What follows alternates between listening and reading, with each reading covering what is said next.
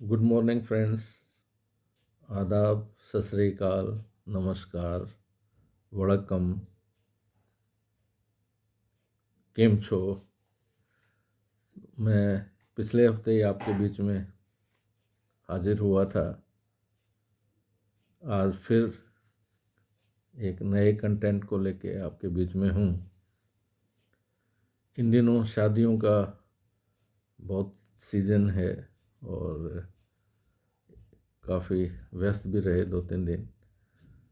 लेकिन एक बात याद आ गई तो मैं आपको बताता हूँ। पिछले कंटेंट रील में मैंने बताया था कि मेरा एक जो दोस्त था, बचपन का लंगोटिया दोस्त, वो अमेरिका में है और वो बहुत बड़ा इंजीनियर है। वहाँ तो रिटायरमेंट होता नहीं। खैर, वो उसके घर और मेरे घर के बीच में कुछ घरों का ही फासला था और उसके घर के बिल्कुल पास में एक प्रोफेसर साहब रहते थे। ये मैं जो सब बातें कर रहा हूँ वो एक डीम्ड यूनिवर्सिटी है पिलानी में। उसके स्टाफ क्वार्टर्स की बात है। उसके फादर भी प्रोफेसर थे, मेरे फादर फिजिकल डायरेक्टर थे। तो उसके जो क्वार्टर्स होते हैं यूनिवर्सिटीज़ के, उसके पास में बड़े अच्छे क्वार्टर्स होते हैं। वो उसमें आगे बहुत बड़ा लॉन होता है, पीछे बहुत बड़ा गार्डन होता है, घर के पिछवाड़े में एक छोटा गार्डन और होता है। तो वो उसका जो घर था, उनके पास एक प्रोफेसर साहब का घर था और उसमें बहुत से फलों के पेड़ थे। तो ये किस्सा भी वही 17-16 साल की उम्र के बीच का है। तो जवान होते बच्चों में ये लगता है कि उनका जो दिमाग है वो उसका कोई दूसरा मुकाबला नहीं कर सकता और वो अपने आप को बड़ा बुद्धिमान और शाना भी समझते हैं। तो ये किस कंटेक्स्ट में मैं कह रहा हूँ, तो वो उनके घर के पीछे पास में जो प्रोफेसर थे, उनके पीछे पेड़ में संतरे के पेड़ थे। उसमें बहुत से संतरे लगे हुए थे। तो ये सोचा गया कि किस तरह उन संतरों का सेवन किया जाए। तो वो तो अर्ली मॉर्निंग पीछे से जाके उस पेड़ों पे चढ़ गया और मैं उसकी छत पे बैठ गया। तो वो वहाँ से संतरे तोड़े और वो मेरी तरफ फेंक दे, मैं उसको कैच कर लूँ, रखता जाऊँ। तो अब देखिए, वो जो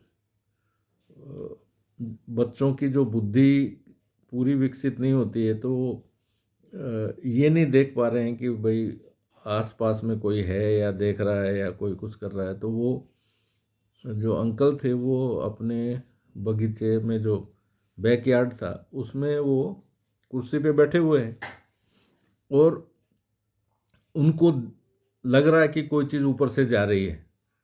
तो पहले उन्होंने सोचा होगा कि पक्षी या कुछ वो उड़ रहे हैं, लेकिन बाद में उन्होंने देखा कि वो प्रोसेस बिल्कुल कंटिन्यूस चल रही थी।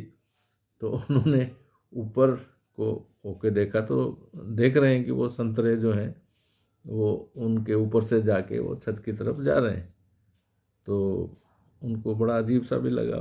पीछे जाके उन्होंने देखा तो वो जो है पेड़ पे से अपने आराम से तोड़ तोड़ के फेंक रहा था और नीचे नहीं देखा उसने कि वो आ चुके हैं। अब साहब उन्होंने जो है एक लंबी सी डंडी उठाई और उसको नीचे से मारी। तो वो हड़बड़ाहट में कूद तो गया, लेकिन लगी भी होगी उसको कुछ ये। तो ये जो ऊपर से मैं देख रहा हूँ ये सब, तो मैंने भी वो फटाफट सारे संतरे उठाए और छत से उतर के दूसरी तरफ से उतर के मैं अपने घर चला गया। शाम को जब मैं उससे मिला तो उसने बताया कि यार तू तो चला गया लेकिन मेरे तो मुसीबत हुई। मैंने कहा क्या हुआ? बोले उन्होंने मेरे पापा से कह दिया कि इनके कोई और दोस्त भी हैं, वो छत पे बैठे थे और ये इधर से जो है संतरे फेंक रहे थे। तो वो उसके पापा ने पूछा कि कौन था, तो उसने मेरा नाम बता दिया। अब साहब वो हमारे घर आ गए और हमारे पापा को उन्होंने पूरी जो कहानी थी वो बता दी। अब उसके बाद आप समझ सकते हैं कि क्या हुआ होगा। ये सब किस्सा करीब 50 साल से ज़्यादा का है, ऑलमोस्ट 60 ईयर्स या 55 ईयर्स का है। और कभी कभी सोचते हैं कि बड़ी जल्दी वक्त जो है बहुत तेज़ी से बदल गया।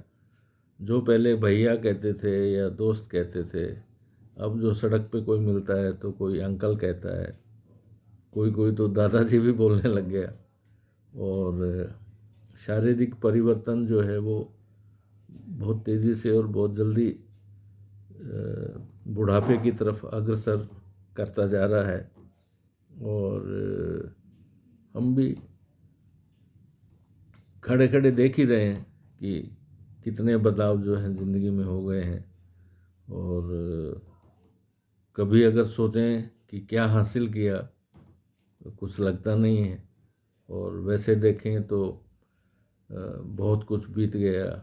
माता पिता थे वो स्वर्गवासी हो गए, और भाई बहन भी स्वर्ग की तरफ चले गए, और अब हम बचे हैं और वक्त का इंतज़ार है बाकी की अगले रील में।